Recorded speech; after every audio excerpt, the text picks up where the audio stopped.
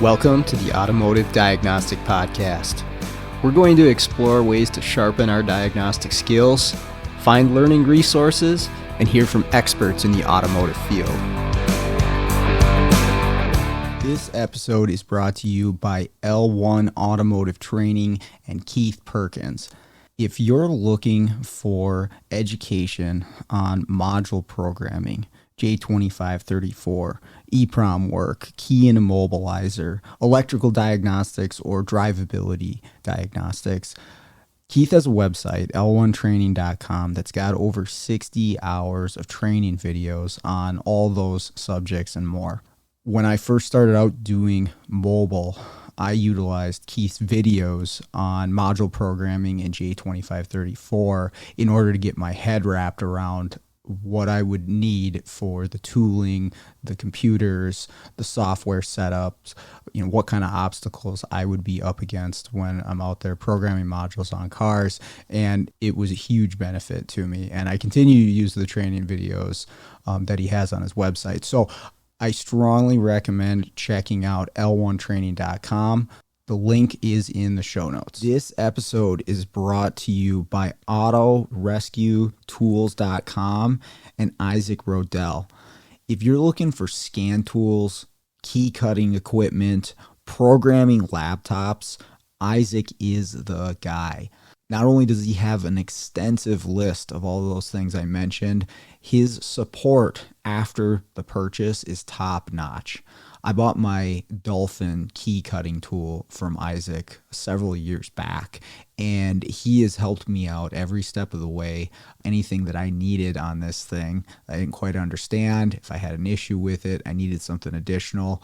He was easy to get a hold of and helped me out with that. So I highly recommend that you check out his website if you need anything related to keys, scan tools, diagnostic equipment. And again, that's autorescuetools.com. The link will be in the show notes.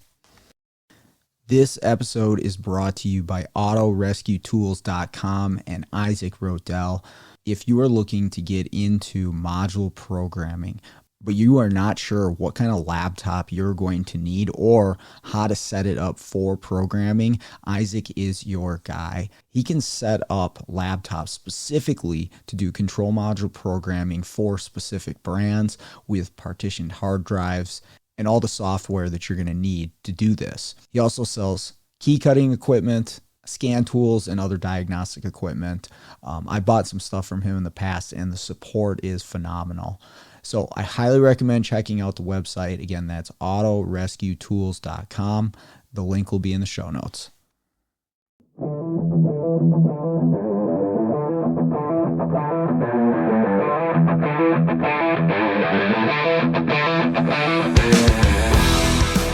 Welcome to the Automotive Diagnostic Podcast. We're going to explore ways to sharpen our diagnostic skills, find learning resources, and hear from experts in the automotive field. Hey, what's going on, automotive world? Welcome to another episode of the Automotive Diagnostic Podcast. My name is Sean Tipping. Thank you so much for joining me. Today on the show, I've got Mike MacLauchlin joining me. Mike is a technician out in Seattle, and he does something a little bit different. He installs and services and diagnoses propane systems. So these are add-on customizations to gas or diesel vehicles that allows them to run on propane when selected by the driver. And we'll talk all about it, but it actually switches from its primary fuel source, gas or diesel, to running just on propane. Now, this is a topic I really didn't know much about, so I got a ton of questions about it. I have very little experience in the alternative fuel world, but there is a whole world to it. So this is a really interesting conversation. It's great to meet Mike, and just interesting to hear about another side of the automotive industry that you might not think of all the time. So with that out of the way, let's jump in. Well, good evening, Mike. What's happening? Not too much, Sean. Like I said, I appreciate you having me on the show, and being able to reach out to you and hopefully talk about alternative fuels. Yeah, that's a topic I don't know very much about, so I'll have plenty of questions. Um, why don't we start off with number one, where you're at, and then what you're doing in the automotive world, and how you got there. Okay, so I'm based out of Seattle, Washington. Um, I started in a shop back home, which was Southern Oregon, and I had a good buddy up here that I'd reached out to me about joining a propane company actually to support their auto gas program. So it's 6 months ago or so I moved up here, and we've basically built the program from the ground up, supporting fleets, and we'll take vehicles and put conversion kits on them, gas or diesel.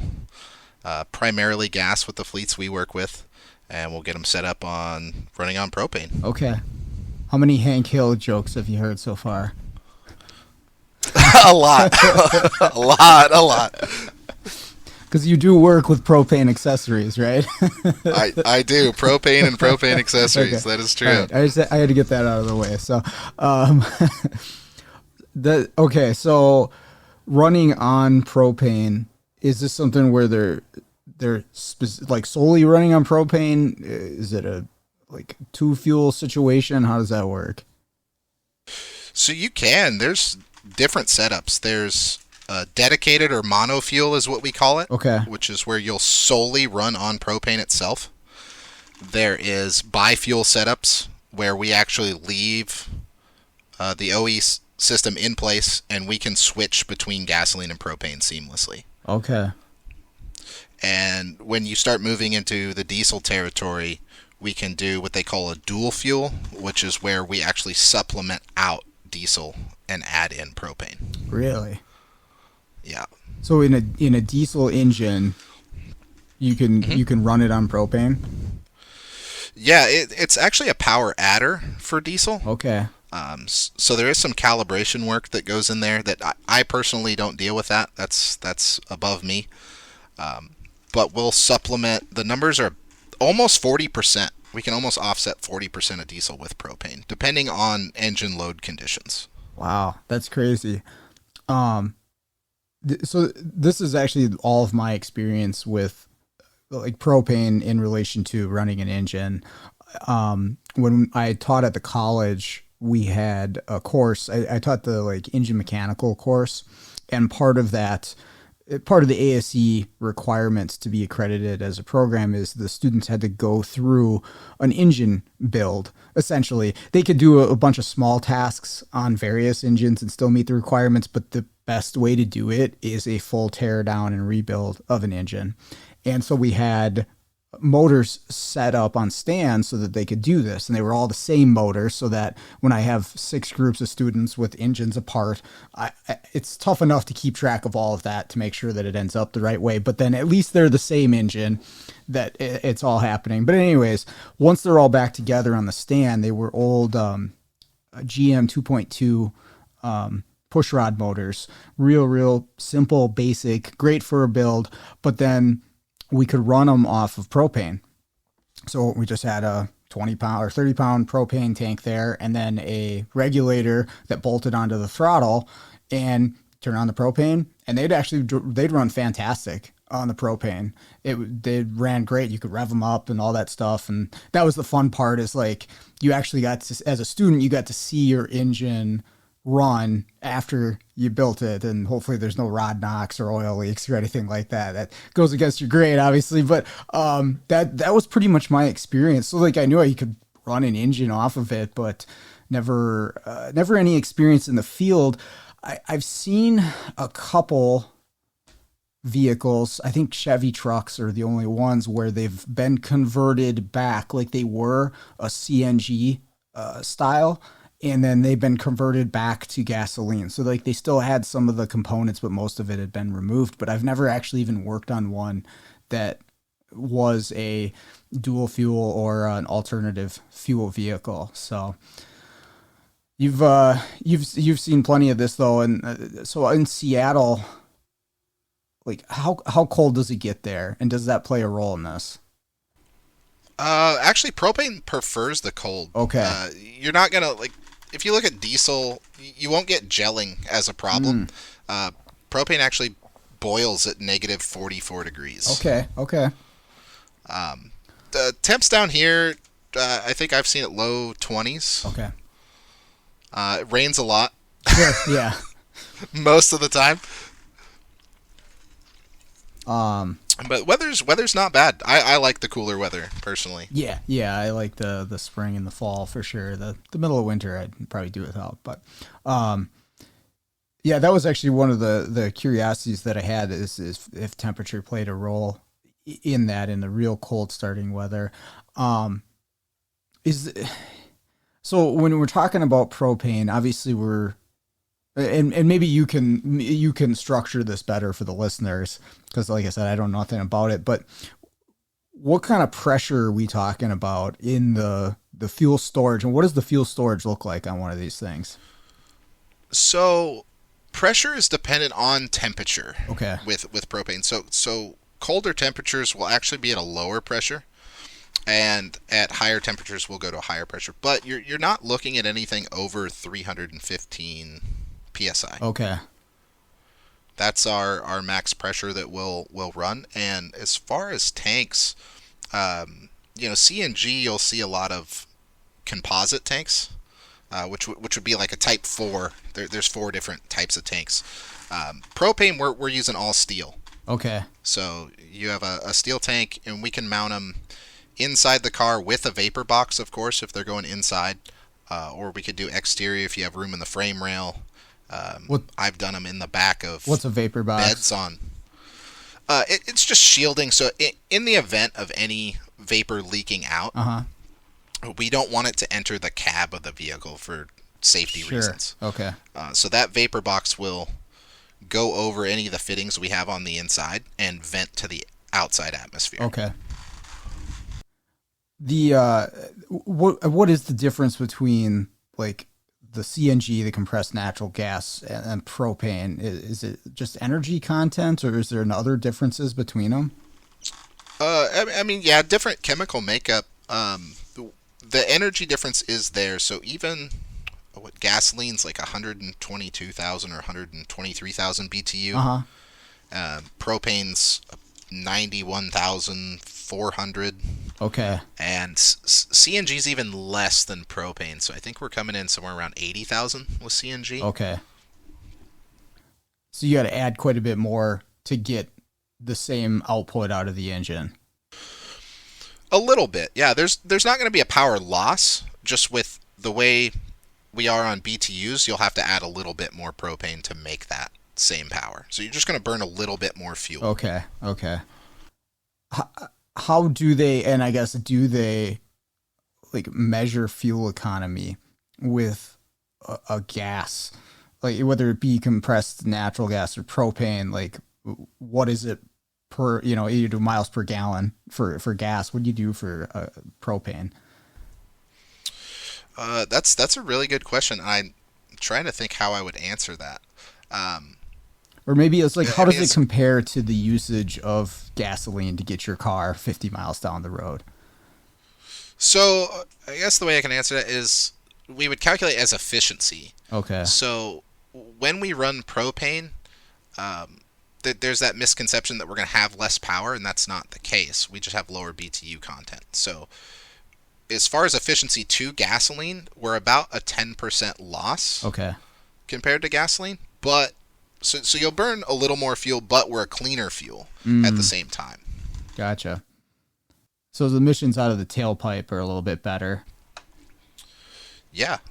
Depending on the vehicle, I think they calculate it as an average is about 20% reduction in total greenhouse gases. Huh. But if I know, are you still using your Ford Transit for your mobile stuff? Yes, sir. I about 305,000 at the moment. So. Okay. I know. Is that running the 3.5 Duratec in that one? No, I've got the Connect. So it's the 2.0 fixed cam gutless pig, but man, she keeps on going. Okay, I know if we look at like the 3.6 and the ProMasters and the 3.5 Duratec, we could do, it's about 60% reduction in NOx. So emissions varies platform to platform. If I start looking at Ford's new 7.3 Godzilla that they have, that's about 34% reduction in NOx. Wow. Yeah. What is stopping that from catching on? What's the barrier? So that's the thing, is autogas isn't new. This has been around for a long time. I think us in the States, we're just behind the curve a little bit. Okay. I know it's really popular in places like Canada, Australia.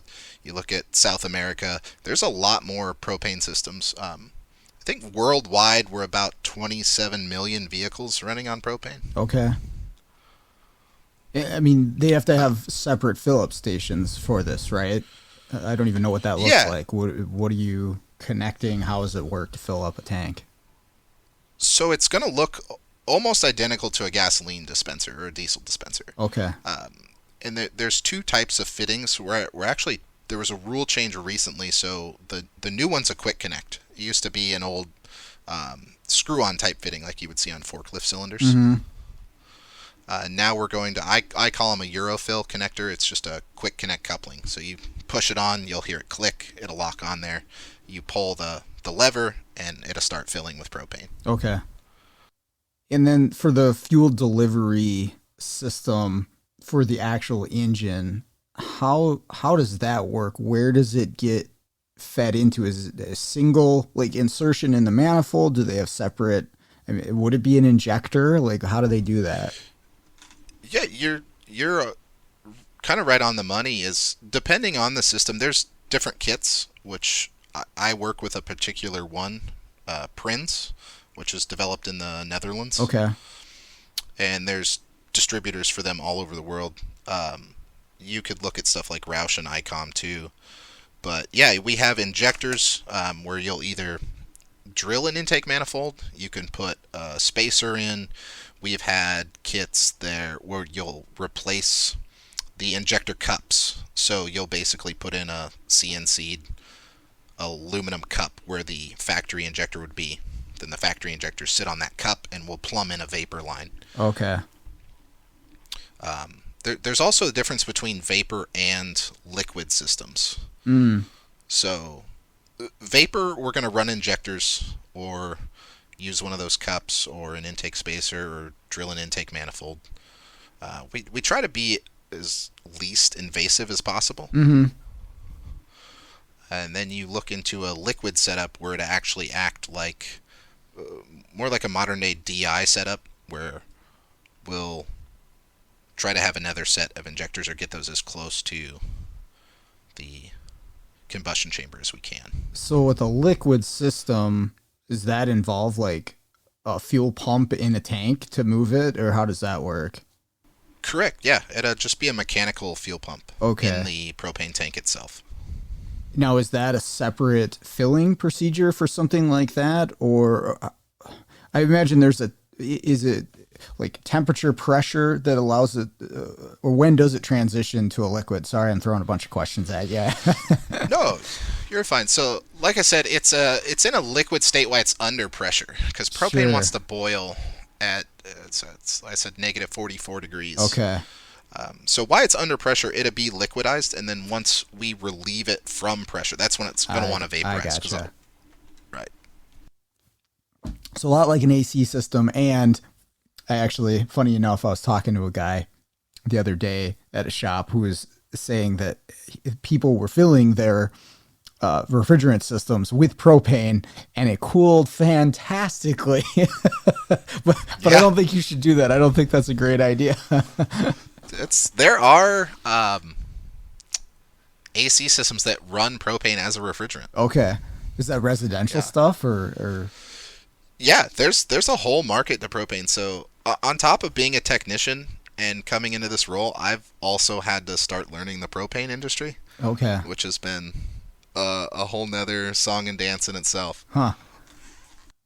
Yeah, it's crazy how many different worlds there are out there, and then once you get into something, you're like, I didn't realize this was an entire industry, entire group of people and professionals that's just it's wild how much stuff is out there. So you're doing these conversions on vehicles. What vehicles are you doing them to? Like, is this fleet vehicles or these like individuals vehicles that are bringing them to you, or who's your main customer base for stuff like this?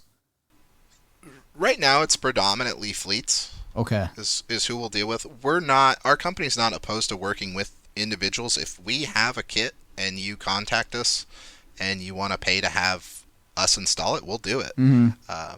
Mostly fleets. So I think the biggest one we have is 400 vehicles they have on propane. Oh, okay. I mean, what's the sell to a fleet? What would be the advantage of doing that? So the big one is fuel saving. So I don't know what gas prices are looking like where you're at in Minnesota. Like three something right now. Okay. Up here in Seattle, we're moving into spring and summer, so we're edging up on $5 a gallon. Okay. And the big thing is, autogas has a different pricing structure than if you were to fill, a standard barbecue bottle or something like that. So, if I guess for easy math, we'll just say it's the fuel savings at $5 a gallon up here. You're getting autogas at $2 a gallon. Mm-hmm. And so the fuel savings is $3 a gallon roughly, and then you're only losing that 10% efficiency while you're running on propane. Depending on your fleet size and fuel usage, you could get your return on investment in under a year. Okay. By installing these kits. Yeah. Gotcha. And a lot of part of just going green lately and moving forward, hybrids, EVs, people are more conscientious in their fleets too, is the emissions part of it as well. Yeah, sure. Well, and is this considered a renewable resource? I don't even know, where do you get propane from? Yeah, so propane is mostly out of natural gas and crude oil refining. Okay. And it's all domestically made. I mean, the U.S. makes more propane than we can use. It's one of the U.S.'s largest exports. Interesting. Yeah. There is renewable propane, which we can do. If a fleet wants to be even more conscientious about it, they can request renewable propane from us, which is a whole different process on how that's made. Okay. If they request it, we just have to know ahead of time so we can have it stored and ready for them. Gotcha. What about the software for the computer and the control system for this? Because you're putting this onto vehicles that were set up to run on gasoline originally, correct? Correct, yes. And so the computer's strategy and software and monitoring systems are all going to have to be adjusted, and then there's going to have to be some type of control, like regulation device to feed the correct amount of propane in, right? This is true. So, and this goes back, there's so many different kits and manufacturers of kits where there can be a lot of variety here. I know there's certain manufacturers where on Chevys and Fords, they'll actually use the E85 map and use that map for their calibration. Really? Okay. Yeah. Because that's got a lower energy content than gasoline too, so you'd be upping the delivery of fuel for E85. Yeah. Our kit specifically, we have, they call it an AFC, Alternative Fuel Controller, but it's just an module with our calibration on it. Okay. That runs that, and our kits are also all EPA and CARB tested as well. Oh, okay. Yep. So we're meeting all those requirements, and then part of that too is the user or the driver of the vehicle doesn't have any control to change that calibration. So that all gets set up. They run them on dynos and get everything fine-tuned, and we'll even get revisions, just like you would in the OE world, where if we need to tweak something or we see a problem, we'll make a revision to that calibration, and I'll go out in the field and update all those vehicles. Okay. So then you're updating the standalone control module. What about like the vehicle's original PCM? How does that software work? It actually has no idea that it's running on propane at all. Really? So we tap into the CAN network, so we can monitor everything on the OE side. Okay. And that AFC just kind of acts as an intercept. We can read all of that OE data, and even build in safeties. So if there's a critical fault, engines overheating, something like that, we can shut the propane system down. Okay. And it automatically kick back to running on. We say petrol. Just because when we're talking about propane, when we say gas, we're that could get referencing confusing propane. easily. Okay, so and I don't know how far into this that you get, but are they controlling? So you've got to do something to affect the stock PCM's fuel delivery. I would imagine like it's going to be pulling fuel back in order for you to add propane. How does that work? Is it on the monitoring side? Like, are you affecting the O2 sensor readings, or? We do look at O2s, and we want to stay as close to everything as the OE wants. So we'll still be close to stoic. It depends on our harnesses too. Some of them run injector interrupts, so we'll read that factory injector timing, and our AFC will see that. And then so at the push of a button, you'll transition and run on propane. We'll be intercepting the stock injectors and see when they're going to fire, and that's how we base our propane injectors to fire. Does it actually change the firing of the stock injectors at that point then? Like, does that deliver less petrol to the engine at that point? It actually shuts it off. Oh, it shuts it off completely. Stop. Oh. Yep. Because we'll intercept it and we'll stop firing the petrol injectors. Oh, okay. And we'll just fire the gas or the propane injectors at that point. So it's not a situation where it's actually getting both at the same time. It's one or the other. Correct. Yeah. Okay. And there's parameters that need to be made. And unless you're on a mono setup, you're not going to start on propane. It's like you were saying in school how you had the regulators. Mm-hmm. If we actually need to heat that regulator in the car, because we'll have one in there unless you're running a liquid system. So ours are vapor based. So we'll actually take that regulator and we'll pipe coolant into it so it doesn't freeze over, because as that propane vaporizes, it's gonna ice up because it's so cold. Sure. That's really interesting. It's been an interesting 6 months of learning, and I'm still in the process. I'm a licensed installer for them. At basically they rate it in tiers. So I'm entrusted to make decisions or modifications if needed. Obviously not engineering ones, but if I see an issue with a kit or I need to field test something for them, I can do that. What did you do before that in the field that got you there? That got you to this point? So I started back home at a mom and pop shop. It was a pretty well-known shop in town that had been around for a long time.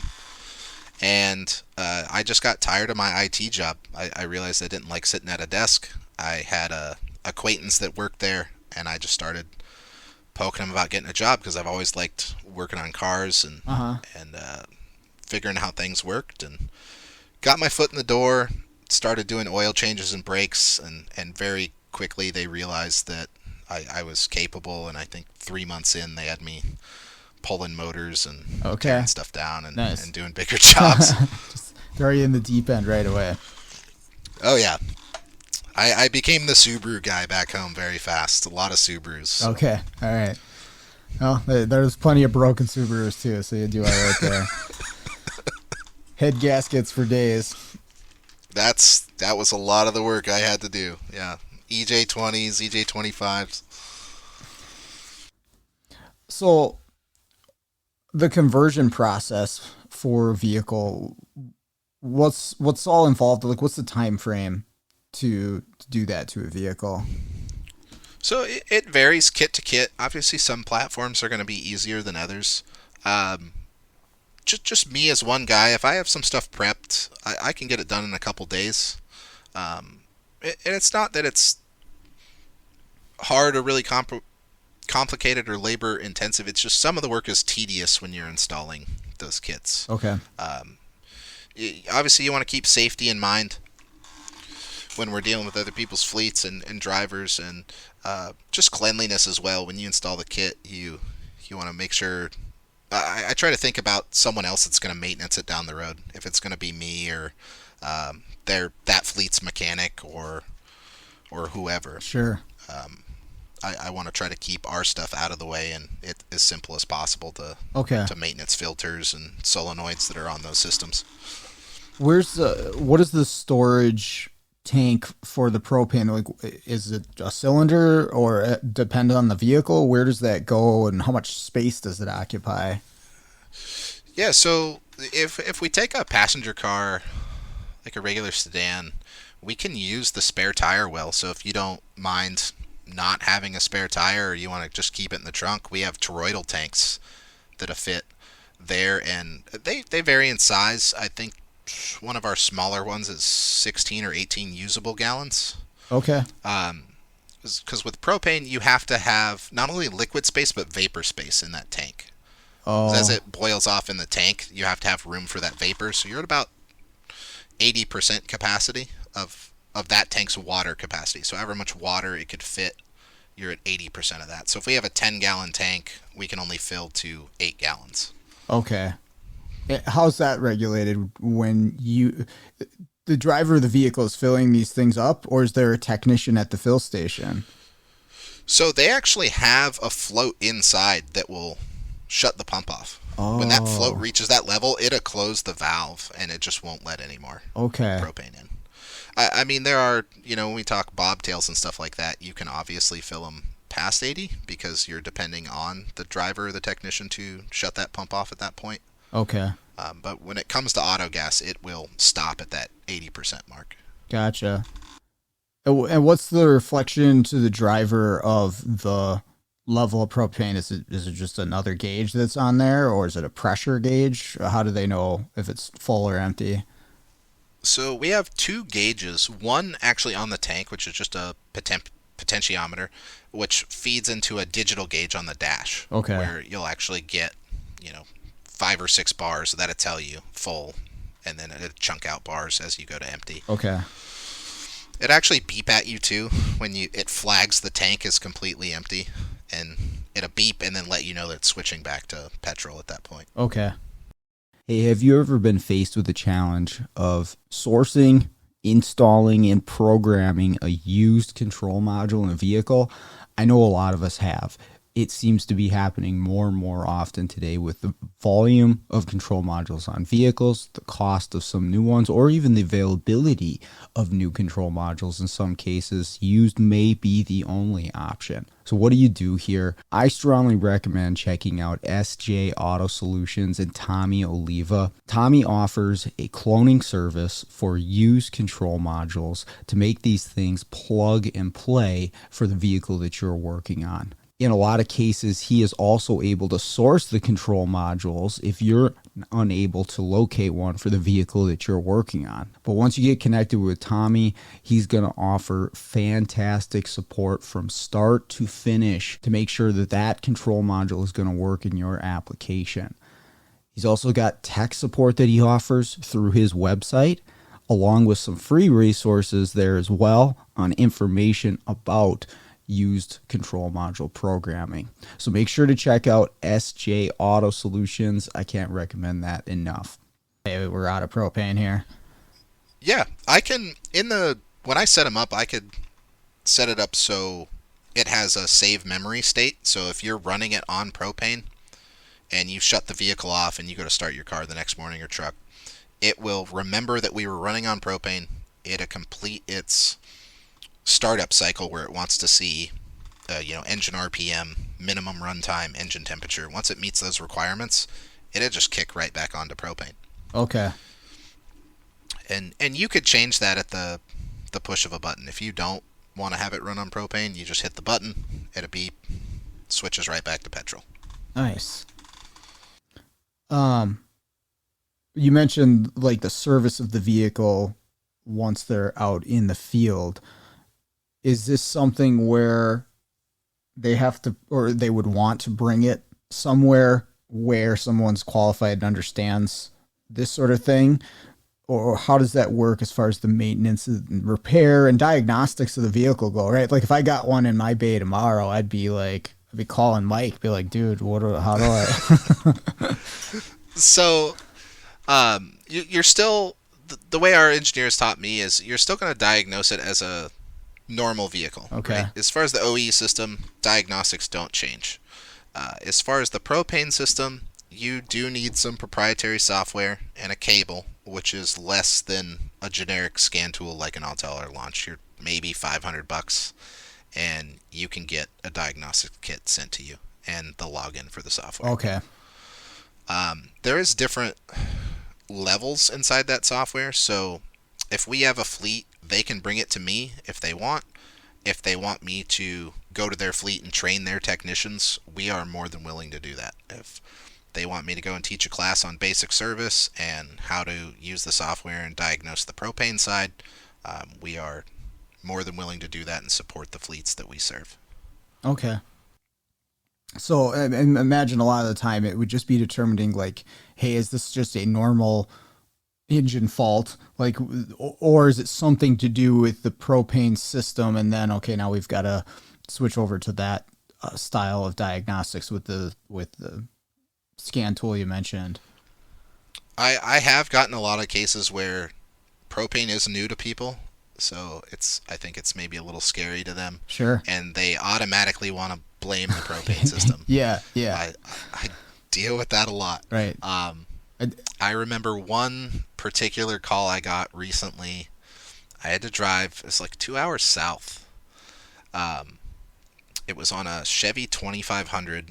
I think it had a 5.3 or 6. I don't remember. And he said that it would shudder at about 70 miles an hour when it was running on propane. So the first question I always ask if I'm going to come down is, can you run it on gasoline and duplicate the issue? Sure. And he swore to me up and down that he did, but I can see in the software the hours on petrol versus gas, so I could tell which fuel you're running on predominantly. Okay. And I ended up making multiple trips down there trying to figure this out. I was on the phone with engineers, looking at calibration files, documenting things, and it finally came down to a TSB that I found that absolutely fit the bill of everything he was describing. So on that particular GM, it was, I don't have the TSB number on me, but it was condensation that was getting into the torque converter, causing a shudder. Okay. And so I even got, I don't have relationships with dealers up here yet, but working back home, I called our local GM dealer, got on the phone, and I said, hey, is this a known problem? And I gave him the TSB, and he said, I don't care if that thing's running propane. This is a known issue. Yeah. They need to bring it in. Yeah, a 6-speed Chevy truck with a torque converter problem, that never happens. Yeah, it's the same thing in my world where I'm doing the programming and the software on lots and different vehicles for many different reasons. And a lot of the time, the shop owners or the technicians I'm working with are very quick to blame the software for whatever problem they're having, because like you mentioned, it's just something that they don't fully understand exactly what it is or isn't, or how it works, or what changes, you know, or how you do it. And so like, yep, it's got to be a software problem, you know, and they just stop all other pursuit of the problem or looking at things you normally would. It's just like, well, that's a mysterious thing that's connected to the thing that I'm working on. That must be the problem. So I feel you there for sure. I've been dealing with that with a few shops recently where I'm just like, dude, putting a solenoid strategy into a Ford does not prevent it from going into forward or reverse gear. Like, it doesn't work that way. The dude, he called me up. He's like, your dude, you know, he programmed the solenoid strategy and now it doesn't go into gear. I'm like, that's not us, man. I'm sorry. It's not how that works. Right. And that's what I was telling this guy too, he kind of looked at me like I didn't know what I was talking about, and I said, there's nothing in our kit where we mess with or tap into the transmission at all. Right. I said, as far as this truck knows, it doesn't even know it's running on propane. Mm-hmm.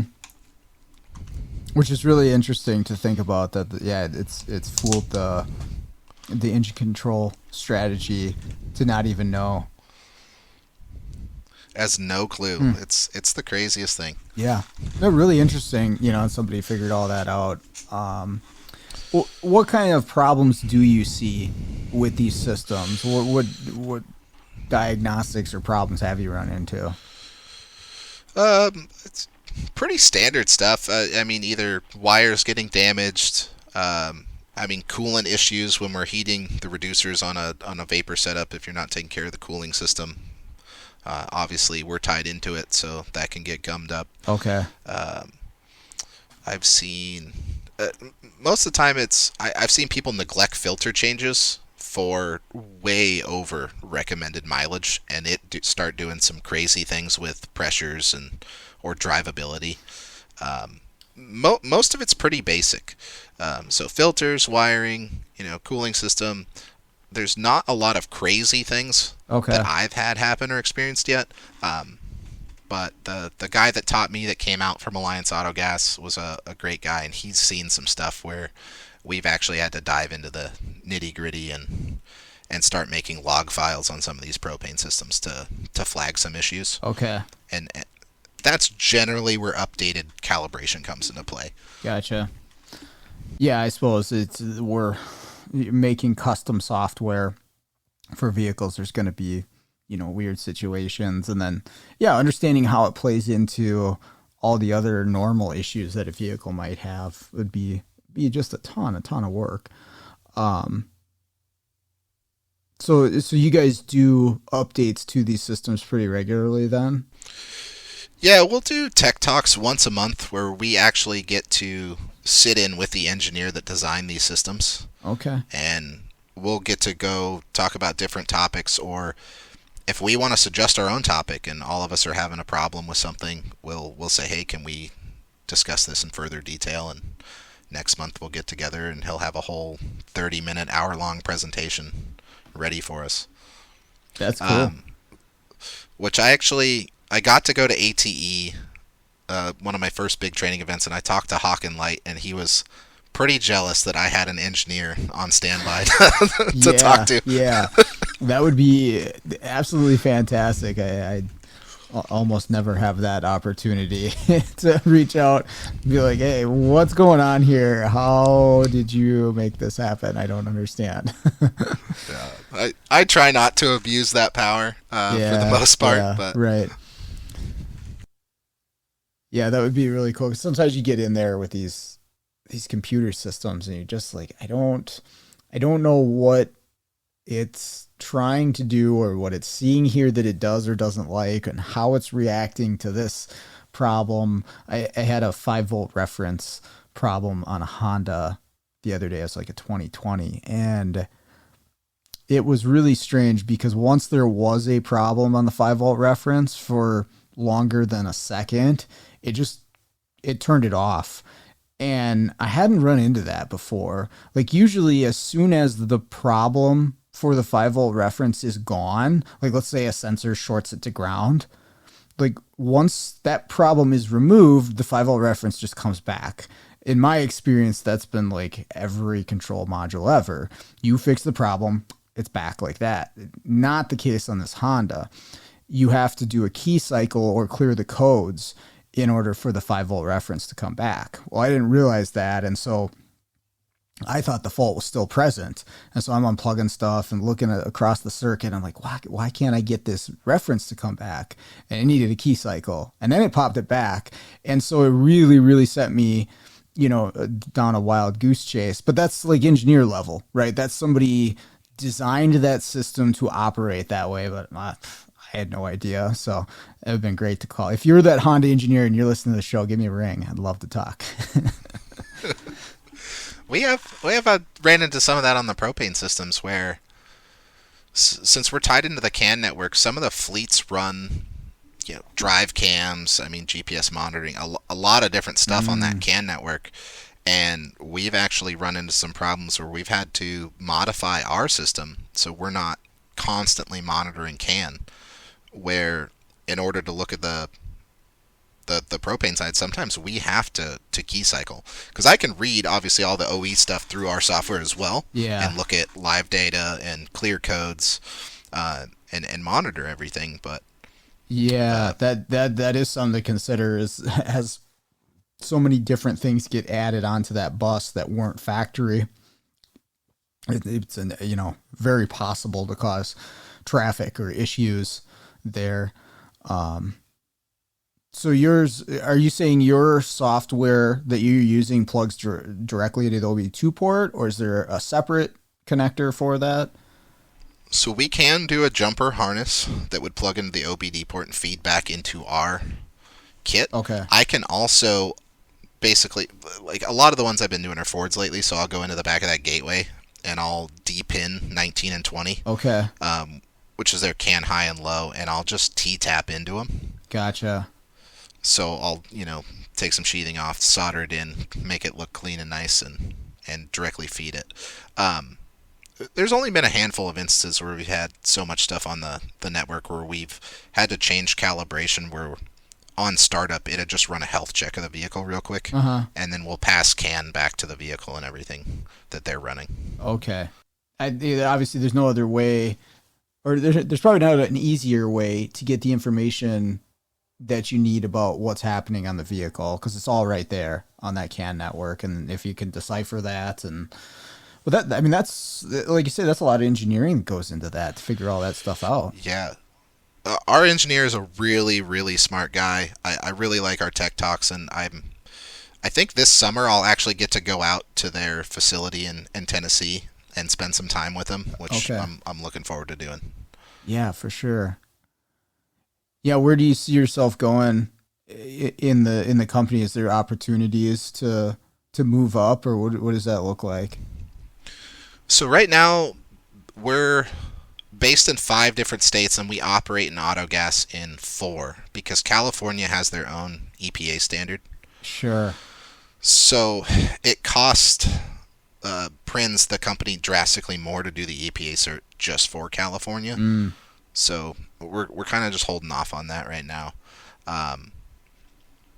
But I'm the sole tech for 4 states. Oh, really?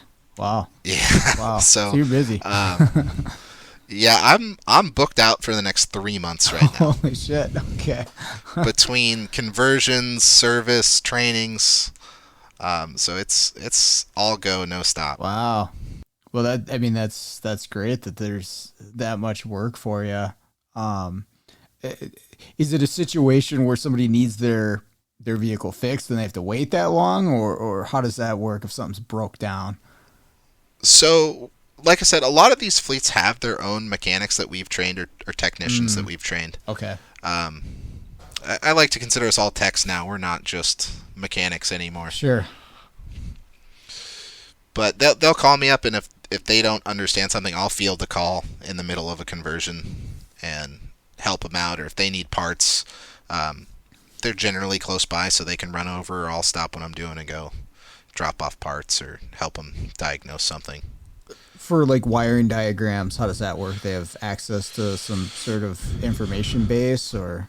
So they don't, but I do. So if they need something, I can get it on the fly. Okay. Within minutes. Yeah.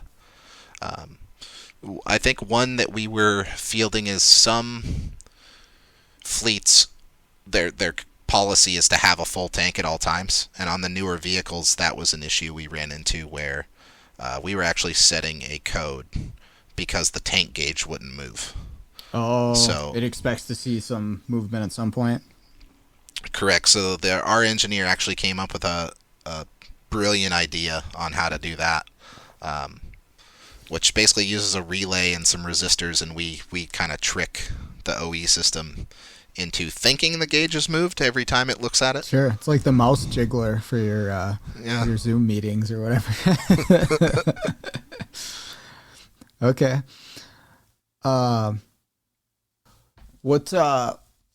How about like performance of the vehicle? Is there any change in that aspect? Can you get any performance boost out of something like this?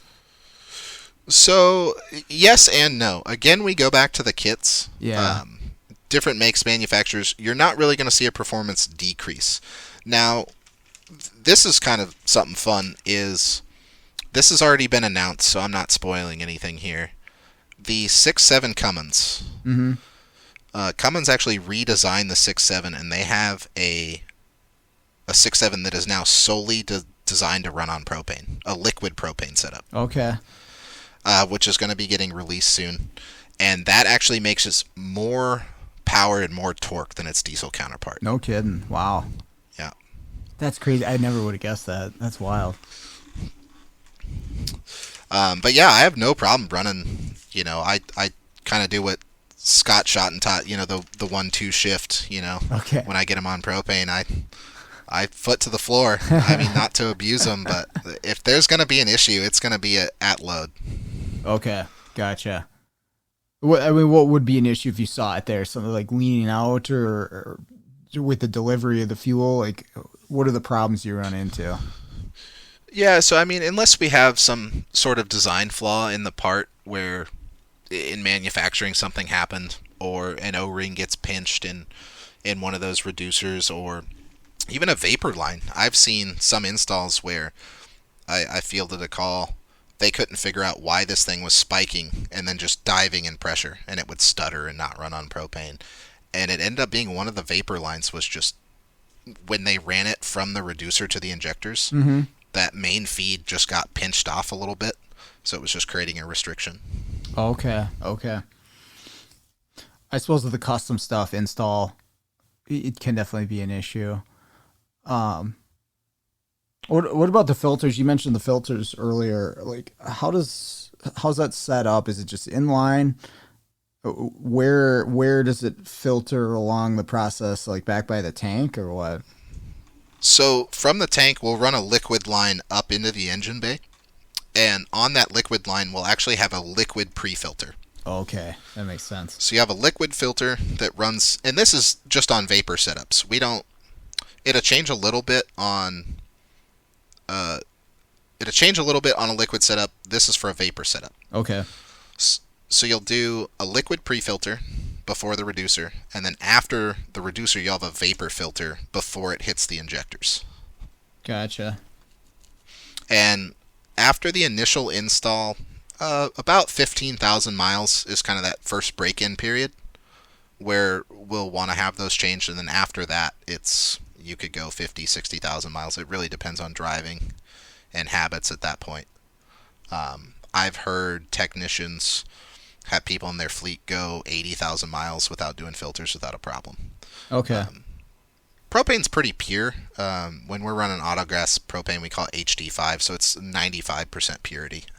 There's only 5% others. Yeah, I wonder, can you see the difference in the oil of the engine? And I'm thinking along the lines of blow-by gases and the reason your oil gets dirty, and being that propane's much cleaner. Oh, yeah. So we still recommend going with your OE Sure. recommendation. Obviously, me being in a shop, I don't recommend a 10,000-mile oil change. Yeah, right. No, I'm right there with you. If you like your engine and you don't like spending money on it, change your oil sooner than what the manufacturer recommends. I used to preach that. It's cheap insurance. Yeah. I got into that with Toyota because I'm a big Toyota guy.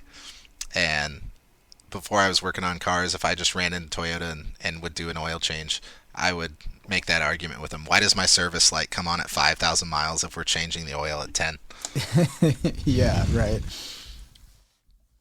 Well, the GMs where it's been for so long, it ends up, if you go to the light, you're going 8,000 miles in a lot of cases.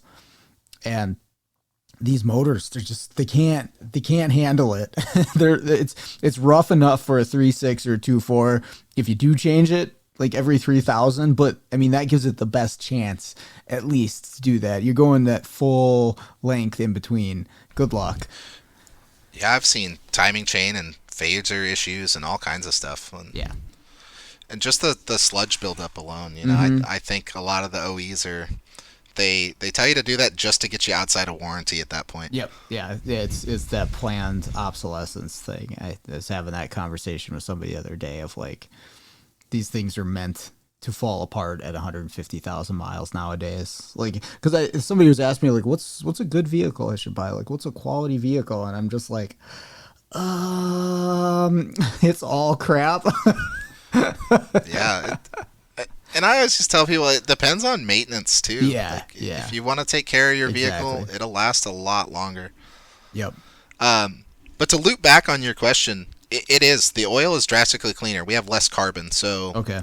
Chemical makeup of propane, C3H8, and then gasoline, which is obviously made of a bunch of different compounds. But as far as a chemical makeup standpoint, we're looking at C8H, what is it, 14 or something like that. Okay. So far less carbon. So your oil is going to stay cleaner a lot longer, but that doesn't mean that you should extend that oil change because obviously the heat is what's going to kill oil. So sure. Yeah. There's lots of good reasons to continue on it. I would be curious to see like if I had a vehicle and I'm running it X amount of time on propane, you go to do that oil change. Like if you're doing it yourself, like you look at the oil and say, oh, okay, well, how does it look? I see any metal shiny things in there. How black is it? And I would be curious to see the difference between just a regular gas engine and something you're using propane on. Cause obviously it's going to burn a lot cleaner. So, I mean, maybe look at it that way as you might extend the life of your engine potentially doing it this way. They do say that in these kits that with propane being cleaner burning and less carbon, especially if you're going to maintain it, you could get more longevity out of an engine. Some vehicles we convert with mileage on them already, and I've also converted brand new vehicles with 20, 30 miles on them. And the ones that I see that we do brand new, if they keep up on oil changes and are taking care of that basic maintenance, it is drastically cleaner every time you drop that oil. Yeah, I'm thinking about the intake manifolds and the intake valves on these GDI vehicles now that, for a number of years we've been seeing the carbon build up on the valves and then in the intake too.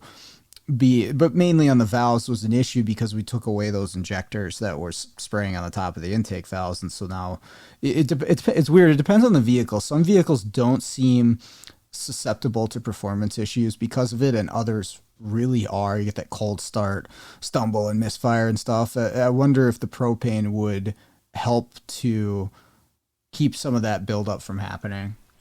So that's actually really interesting that you brought that up because petrol is a wet fuel, right? When we run gas or propane, it's a dry fuel. So I think I could get you some pictures after the show of comparison of propane versus gasoline on GDI, and it's cleaner as well. You'll see less carbon buildup. Interesting. Well, just to have something going across that valve, to stop that buildup, right? And I don't know the difference in, right? There's detergents and stuff that the liquid fuel when it's being sprayed on top of that intake valve is what you look at a port injected vehicle and the tops of those valves are perfectly clean, right? There's nothing built on them. And then you go to a GDI vehicle and you're like, oh man, it's just black, gross thing on there. Oh yeah. And I wonder if the gas itself, propane, because it's a vapor form when it's going in through the intake valves, right?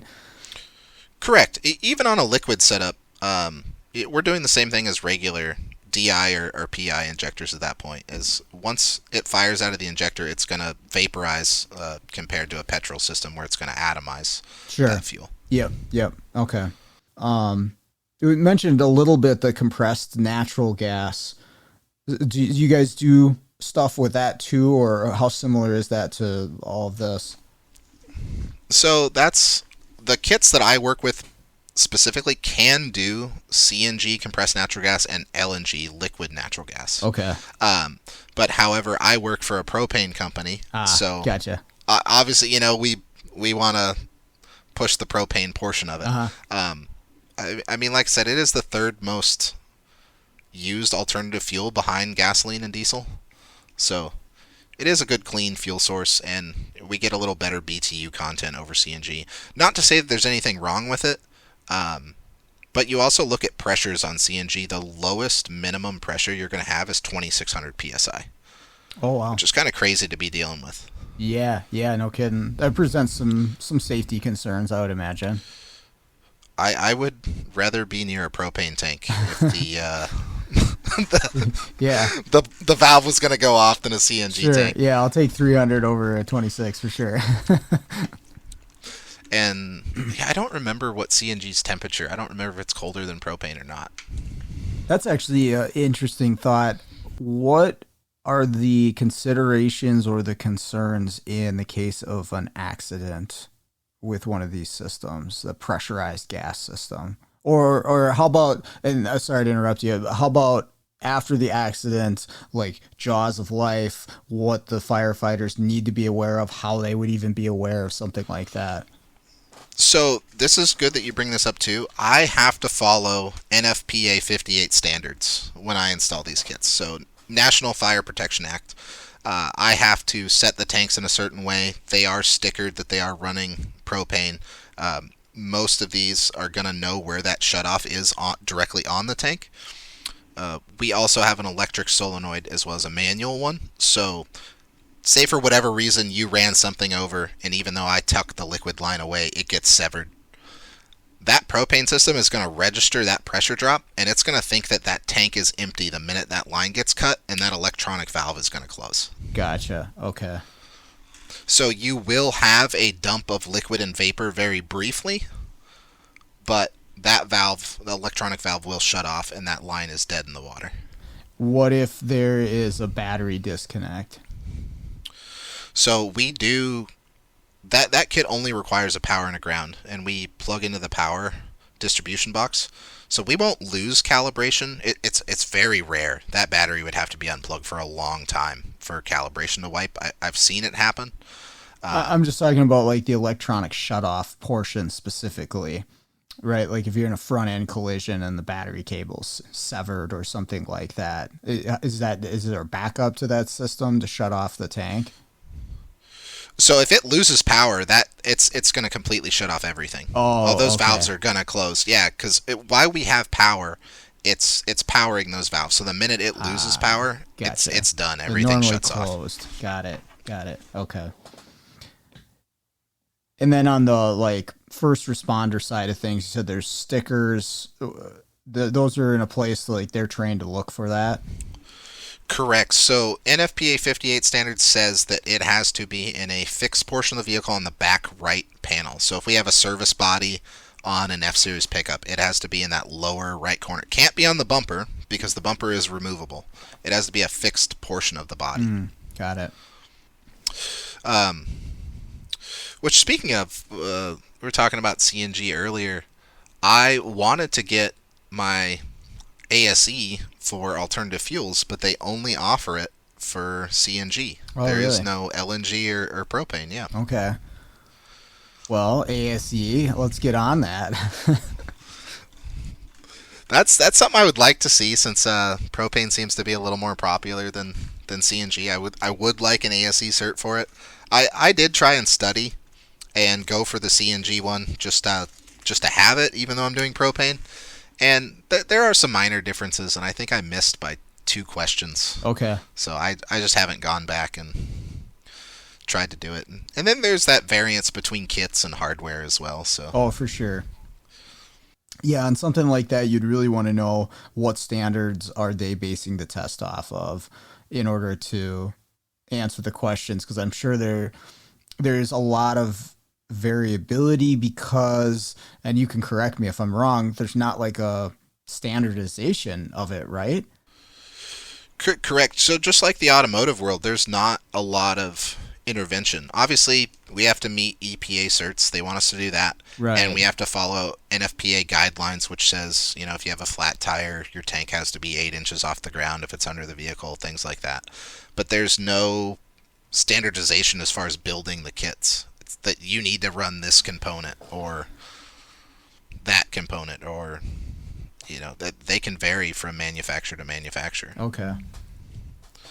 I'm actually in the process of, a lot of our fleets run Roush and ICOM stuff, and they've reached out to our company and said, hey, can you guys help us with this? And we said yes, even though we don't partner with them directly. I'm going to go through training with Roush and ICOM just so I can help the fleets that we have.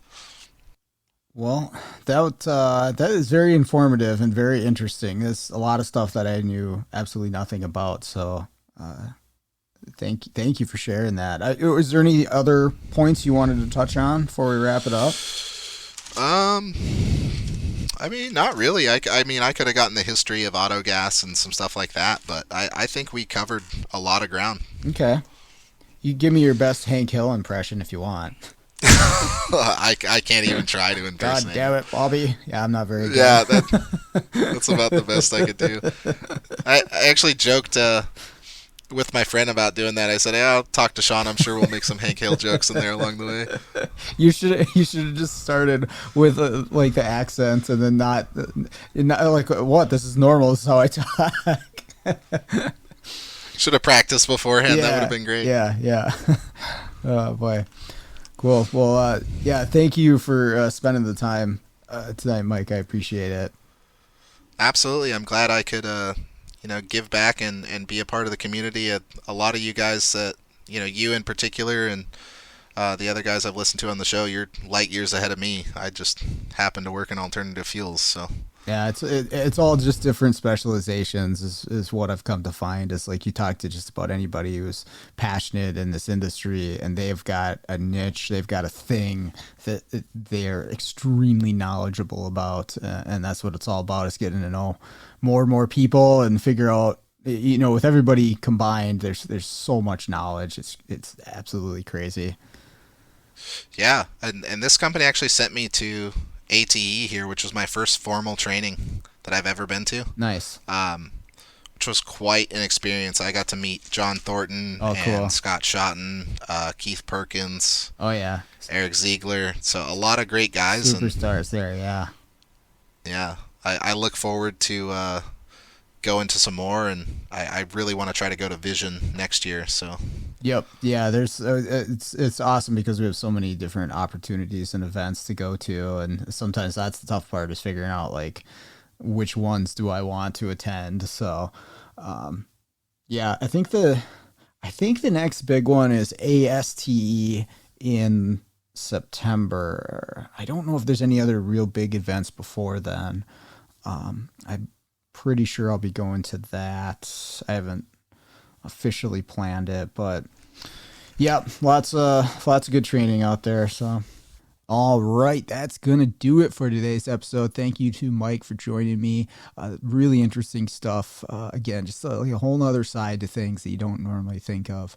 So thank you to Mike, and thank you to everybody out there that listens to the show and all the feedback that I get. I do try to get back to everybody. It's not always in the most timely basis, but I do try to respond to everybody that shoots me an email. So if you don't get one right away, I'm not ignoring you. Just working through my normal amount of busy life, and then sometimes I forget to hop on the email and get back to people, but I will do my best, and I do appreciate the feedback. That's why I'm mentioning it. So thank you again, and with that out of the way, let's get out there, start fixing the world one car at a time.